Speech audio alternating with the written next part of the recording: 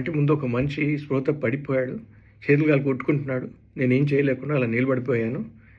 మా కుక్కని కొంచెం తెలివిగా ఫస్ట్ అది కనుక్కొని నన్ను అటువైపు తీసుకొచ్చింది. నేనేం చేయలేకుండా ఉంటే ఇంకొంచెం అరిచి వేరే వాళ్ళని పోగు చేసింది. వాళ్ళంతా వచ్చి కొంచెం సాయం చేశారు. అప్పుడు మేము అంబులెన్స్ పిలిపించాము. ఆ మనిషిని హాస్పిటల్కి పంపించాము.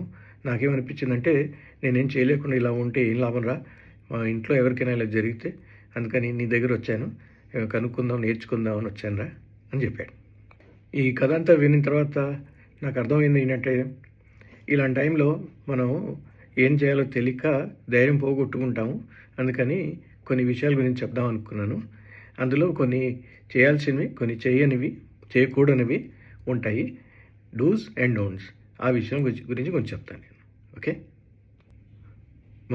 మొదట ఏంటంటే మనం ధైర్యం పోగొట్టకూడదు. ధైర్యంగా ఉంటే మనం ఎవరికైనా సహాయపడవచ్చు. రెండవది ఏంటంటే ఇలాంటప్పుడు మనిషి స్పృహ పడిపోతూ ఉంటే వాళ్ళు పడిపోయి ఎక్కడైనా దెబ్బ తగలడానికి అవకాశం ఉంటుంది. కాబట్టి వాళ్ళని పట్టుకుని పడుకోబెట్టడం మంచిది. ఎక్కడుంటే అక్కడ నేల మీద కానీ గడ్డి మీద కానీ పడుకోబెట్టేస్తే మంచిది. పడుకోబెట్టేటప్పుడు చూసేది ఏంటంటే దగ్గరలో ఏం గట్టి వస్తువు ఏమి ఉండకూడదు. ఉంటే అది తగిలి దెబ్బ తగిలే అవకాశం ఉంటుంది. కాబట్టి దగ్గరలో ఏమి గట్టి వస్తువు ఉండకూడదు. మూడవది ఏంటంటే వాళ్ళని ఒక పక్క పడుకోబెడితే మంచిది. ఎడం పక్క కానీ కుడి పక్క కానీ ఏదో ఒక పక్క పడుకోబెడితే నోట్లో సొంగది వస్తుంది. ఆ సొంగ బయట కారే అవకాశం ఉంటుంది. నాలుగవది ఏంటంటే వాళ్ళ నోరు ముక్కు కొంచెం ఫ్రీగా ఉండేటట్టు, గాలి అందేటట్టు, వాళ్ళు గాలి పీల్చుకునే వీలు ఉండేటట్టుగా ఉంచుకోవాలి. కొన్ని చేయకూడనివి ఉంటాయి, అవి చెప్తాను. కొంతమంది ఏం చేస్తారంటే బలవంతంగా చేతులు కాలు పట్టుకుంటే ఏమైనా ఆగిపోతుందేమో అనుకుంటారు. అది చేసి ఉపయోగం లేదు. అది టైం వేస్ట్. అది చేయకండి.